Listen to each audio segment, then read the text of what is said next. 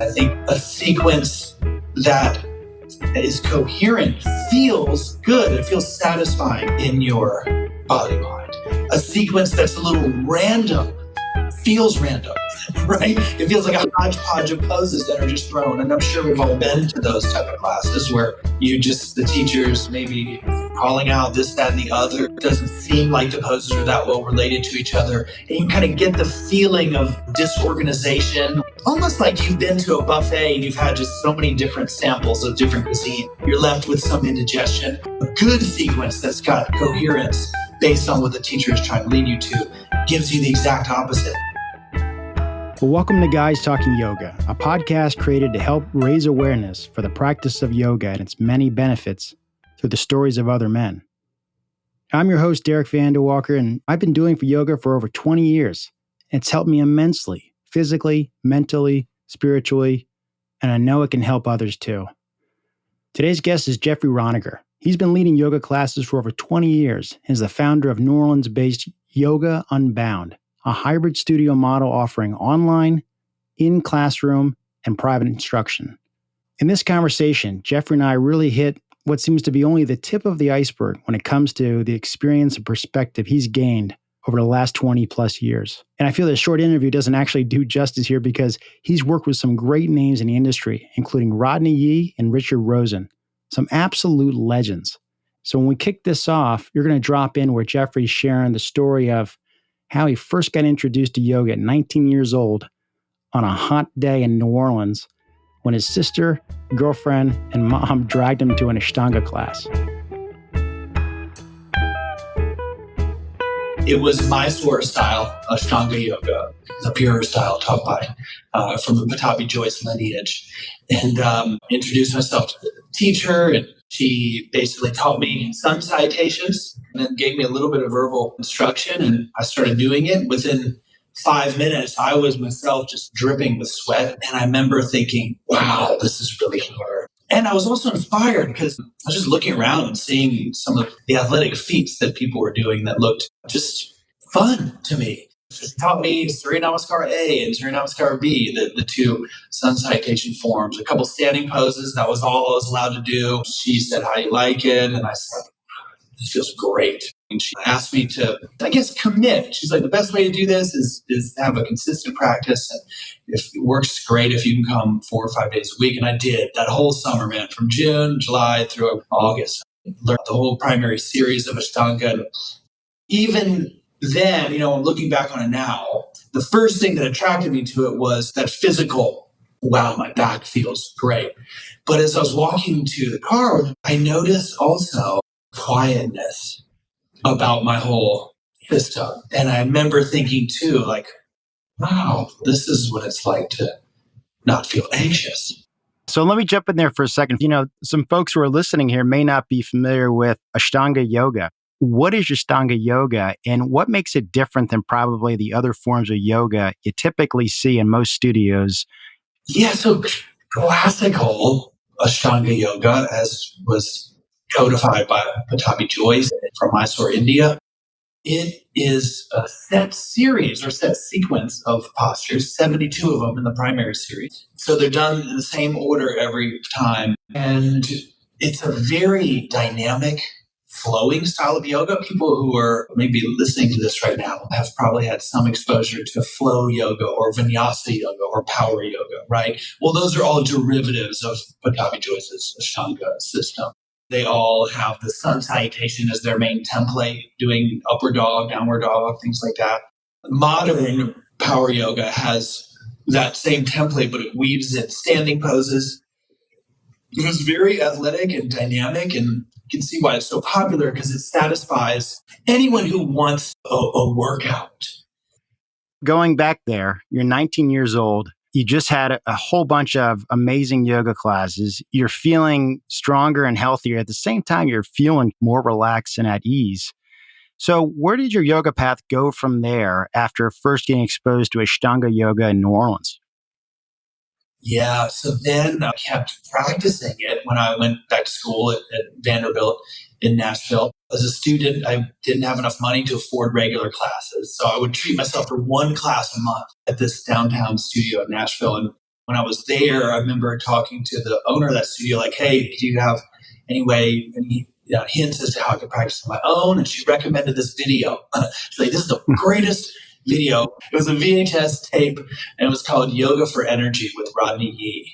And I bought that thinking, all right, well, this would, I could do this over and over again for cheap, and I would, play it in my dorm room. Roommates would come in, or my friends on the college hall would be like, what the hell are you doing, Roniger? And I remember just telling I don't know, you guys, I just like it. It's called yoga, and I really like it. It feels good. So that was kind of the college experience. And then I was a European studies major in college. I'd done a semester abroad in France. And after I graduated, I knew I wanted to go back and live in Europe. So I got work visas in Ireland and in the UK, which enabled me to live over there for a year and a half. And the winding path for me was that as I was stressed out looking for employment in Edinburgh, Scotland, I had the same thing. All right, well, I know I'm going through this challenging time where my money is dwindling and I need to find work. Well, what's the thing that's always helped me find center and find some calm? It's yoga. So I threw down for a little series of classes at this place called the Yoga Center in Edinburgh. And they had a little sign on their community board that said, hey, we're moving and we could use some manual labor help at £5 an hour, whatever. So I took that job, ended up helping them move into a new studio. And the guy who owned the place said, hey, would you mind staying on? Because we're going to be doing this project for a while. He was renovating a 19th century church into this large, beautiful, purpose-built yoga studio. And as part of my, pay, I got free classes. And that was, again, in the Ashtanga tradition. I was studying at that point with a man named Hamish Biotechnologies. A Scotsman? Yes. Really, that lasted for about 6 months, that whole job. I was still really committed to the Ashtanga system. And I guess I had a midlife crisis at this point, age 22, where I just was wondering, what am I going to do when my work visas run out and I go back to the United States? And then I asked myself, what would you do with your life if money was not an issue? And I sat on this little park bench in the middle of the meadows of Edinburgh, Scotland. And the only honest answer I could come up with was, I would study yoga. I was like, I love this tradition. I love this art form, and I want to learn more about it. And that led me back to the United States. I ended up moving to San Francisco, thinking that was going to be like the hub of yoga in the United States. It also happened to be where my brother lived, so it was an easy landing spot. A bunch of my college friends were moving there as well. And lo and behold, I found my way to Rodney Yee's class over in Oakland, the man whose video I'd done all those years. Did you sort of seek him out? You knew in your heart you wanted to go out to the Bay Area because you were like, this is where this stuff is happening. And then since you knew who Rodney Yee was and he's the one that VHS sparked your interest, was there a desire of like, hey, I want to seek this guy out because that's where my center began? Absolutely, Derek. I mean, it was like, if you listen to a Paul Simon album and then you realize he's in town, you can go to the concert, you want to see that live, right? You want that connection. So I, rode my bike down to the BART station, took probably an hour and a half just to get over to his studio in Oakland, and I absolutely sought him out. And it blew my mind. When I took Rodney's class, it absolutely just blew me away. It was so different than the Ashtanga that I'd been doing. Longer holds and poses I'd never seen. The way he was speaking had this incredible poetic quality to it and energetic, subtle quality to it that was just really attractive to me. And I stuck with studying with him for a long time. Interesting point. So the Ashtanga yoga you started doing at 19, in the physicality of it, the sort of regimented system, there was obviously some consistency on what you were doing. You could build and you could progress. You get to Rodney Yee and you realize there's a lot more than just this style of yoga that you first encountered, which I think, by the way, for a lot of us, they realize that there's lots of different styles of yoga. And depending on where you are in your path or where you are in your life or what you need, there's different types of yoga that you can explore and check out. So when you were doing this Rodney Yee class and you noticed all these other things, how did it change your perspective on how yoga could be so dynamic and help improve the physical aspects of who Geoffrey was at the time? Yeah, that's a really good question. Like, what was the difference? And for me, the ability to stay in postures for long enough to deepen my observation of what was happening just opened up a new inner landscape. Whereas in Ashtanga, you're moving so quickly from pose to pose and you're really only holding them for 5 breaths. It's not that that practice doesn't have depth, but it certainly prohibits you from finding certain nuances. And so Rodney was inviting me into this new inner landscape and pointing out things that he found interesting. New levels of depth, new connections between body parts, and frankly, a whole new well of that stillness or calmness. And I felt like he brought me to a place where that was even more. It almost sounds like the beginning of a sense of your own agency within, like helping you learn how to tune into what's going on. What are you feeling? What are you noticing? And I don't want to speak for you, but I know for me, it's been incredibly empowering to have a sense of when my foot is doing this, this is how it's affecting my hips, my spine, my shoulders. And you start to realize, like, wait a minute, I actually can play off this and learn to work through this or work with it. That's right, dude. And so with those discoveries, you start to incorporate that information or those insights into your other endeavors. You start to be more aware of what your foot's doing when you're riding your bike, what your foot's doing when you're standing there taking an order from a table. Basically, that depth kind of empowers you to feel what's going on and then to replicate more of it on your own. And that was exciting because I didn't feel like I was as dependent on the form of Ashtanga yoga. You broke free a little bit. So here you are, your mid-20s. Rodney Yee has opened the door for you, so to speak. Where did your path go from there and deciding that you wanted to go into teacher training? Yeah, so really, back to that question, my little existential moment on the park bench in Edinburgh was what would I do? And I would study yoga. So I heard that he had the 850-hour teacher training, a 2-year program. They called it Advanced Studies / teacher training, with advanced studies being the most important part because they wanted you to develop more as a practitioner before even considering being a teacher. And I signed up for that course, met my other main mentor in that program, which is Richard Rosen. So it's Richard and Rodney who really, mentored me and shepherded me through that whole thing. Halfway through the program, Derek, one of my yoga buddies in the program, her name was Jane Dobson, and she said, listen, I'm dropping out of our program because I want to open the studio in San Francisco. I got this great opportunity.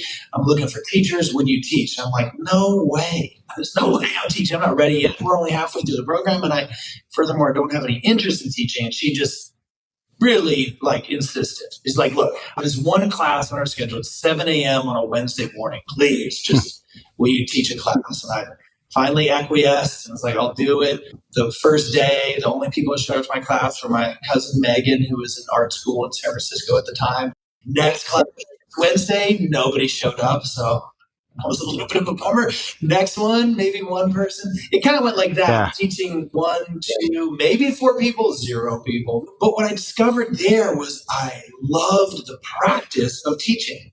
I found that when I was trying to teach others and share information that was useful to me, it clarified what I knew and what I didn't know and what I wanted to explore. And it also felt energizing to me. Sharing something I loved, having someone else experience that, almost like if you cook something that you really enjoy eating that's nourishing, you share that with somebody, they feel the same satisfaction, joy. Well, you both feel better for it, right? And it was that type of symbiosis, I guess, that kept me wanting to teach more.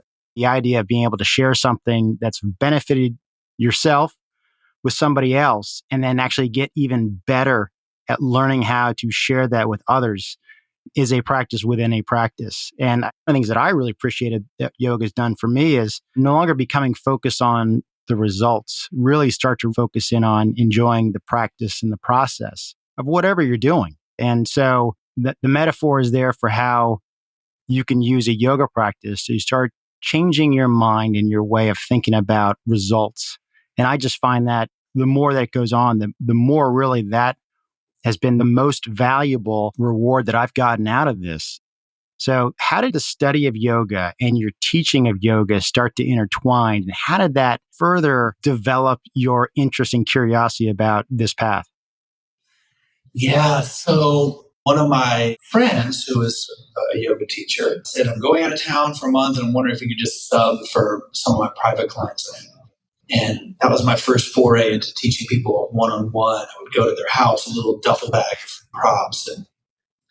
And I found that even more so than the public classes, I enjoyed teaching on a one-on-one basis because I was able to craft a practice for somebody based on what they were needing. And it felt all of a sudden like I was becoming more creative with how I was serving them. It was challenging me to really observe what they needed and to respond appropriately. And I guess my name got passed around to some of their friends, and all of a sudden I had my own little burgeoning private clientele. This was concomitant with the training program. So I was learning to teach, getting paid to teach, making my money as a waiter at a restaurant in San Francisco. And then one of the men who would come into this restaurant all the time was a man named Tony Sanchez. He was like the star pupil of Bikram, the man who created the Bikram method, right? So Tony Sanchez comes in, he's like, look, I'm moving to Baja, Mexico. I'm closing my studio.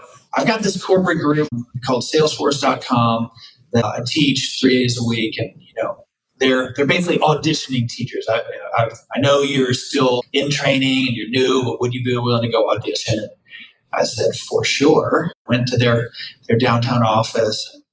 I guess they liked me well enough to hire me. So I was the in-house teacher for Salesforce for, about 5 years too. Similar to the experience I had teaching private lessons. When I was in a corporate room and they were so stressed out after whatever big meetings, I'd go lead them through a practice and I'd watch the whole atmosphere of that conference room change. People would just thank me immensely for how it helped them transition from their very stressful workday to their home life. And so it kept me wanting to serve them as best I can and to identify what their challenges were, the common complaints, lower back pain, neck and shoulder stiffness, insomnia, migraine headaches, things like that. I started to use more of the alignment techniques that I've been learning from Rodney and Richard to help them address those problems. And it was successful, and that led to some other corporate groups. So again, my name, I guess, started getting a little passed around, and before you know it, I was teaching Amyris Biotechnologies over in Oakland, an urban think tank in San Francisco, and an architecture firm. And so I had all these little gigs that I would go to, either midday or early morning before work, or even for Salesforce, it was after work. And so my early experience was not just teaching yoga in a studio, but bringing it outside of the studio. And that's still been interesting to me.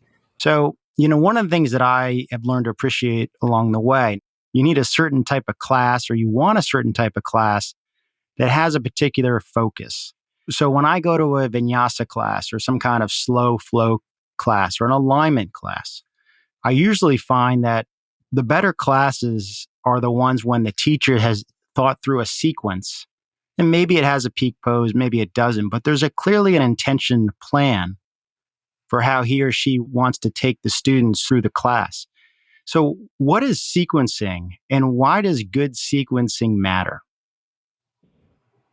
That's such a good question too. The idea of a good sequence is something that prepares you toward that end, right? So that you're going in a progression from something on the simpler side to something more complex. That could be peak pose, like, hey, I'm going to get you into handstand or something. But it doesn't have to just be that peak pose. It can be to an experience you're trying to facilitate. You're trying to get more focus. I want a sequence to better mental focus. Well, maybe I start to do a series of balancing poses that sort of force me to become more present, or the body is a space, right? There are all sorts of sequences that can be used for a variety of reasons. And I think a sequence that is coherent feels good. It feels satisfying in your body mind. A sequence that's a little random feels random, right? It feels like a hodgepodge of poses that are just thrown. And I'm sure we've all been to those type of classes where the teachers maybe calling out this, that, and the other. It doesn't seem like the poses are that well related to each other. And you kind of get the feeling of disorganization. almost like you've been to a buffet and you've had just so many different samples of different cuisine. You're left with some indigestion. A good sequence that's got coherence based on what the teacher is trying to lead you to gives you the exact opposite. Instead of indigestion, it makes you feel satiated. Yeah. It makes you feel filled. It makes you feel complete in some way. Yeah, well said. So to follow up on that one, when you have a new student in your class, do you give them guidance on where you recommend that they roll their mat out, where in the studio they should be? How do you handle new students? I try to make people feel maximally comfortable and non-intimidated. That's the first one. Just, hey, orienting you to the space. Here's where the restroom, change rooms are. Here are the type of props that we're going to be using in class. Here's how we typically lay our mats out. Maybe introduce them to someone else who's in the room. Ask them about what brought them there. I think the biggest hurdle for most people, male or female or whatever, is just that you feel intimidated by doing something new and you're put in different positions that might make you feel awkward. And so the best way to ameliorate that is to help someone feel comfortable in the space and well oriented. So I always tell people in my teacher training programs, there are 3 phases essentially of teaching a pose. There's the orientation phase, there's the clarification phase, and there's a marination phase. Right? So orientation is just, where are your limbs in Warrior 2? Your arms are out to the side. Here's how your feet are turning. This is just basic where your body parts are in space relative to each other. Clarification might be the more refinement layer where you're starting to do something within that shape that's hopefully bringing more integration and balance to it. And then marination is the phase that many of us are apt to skip over. That's just the real absorption. Just being there without any more fidgeting or refining. Part of the reason we skip the marination phase is because we're in a culture where we try to go immediately to the next thing. Amen to that. Many of these classes are just way too fast. And particularly if you're starting to really get a sense for your body, it takes a minute to get into these poses, literally and figuratively. And I think for guys who are just starting to get their own little flow with their practice, coming to a studio, coming to the same class, perhaps on Saturday morning or whatever it is, like they start to realize how this feels and what to look for. And just unfortunately, too many of these classes move a bit too quick. So before they could even really get settled in on side angle pose, they're already back. Someone's back in down dog. I wish there were more classes where they really slow it down, because I think that marinating in the pose is so key. It really is, dude. And it just feels to me like if we don't slow down at least somewhat, then we're superimposing our habits of rushing around through life onto the yoga practice. And it's not really working as an antidote to the pace that we're in. If we're just doing more of the same. Yeah. So Geoffrey, this has been great. And we're going to have to do another conversation down the road again, because I think a lot of your experiences working with some of those companies you mentioned and just dealing with the corporate community. So someday it'd be great to have you back again and talk more about that part of your practice and that part of your experience with yoga. Absolutely, man. I'm totally up for it and would love to continue our conversation. Right on, man. Well, I appreciate you coming on, and we'll be in touch. Thanks a lot, Derek. What I really appreciate about Geoffrey is not only how much he's committed himself to sharing this practice pretty much right out of college, but also how quickly yoga connected with his own heart and soul. And I think all of us have that opportunity, no matter where you are on your path, to really feel it. He's into this stuff, and it's really great to hear him share his passion for yoga. Thanks for listening.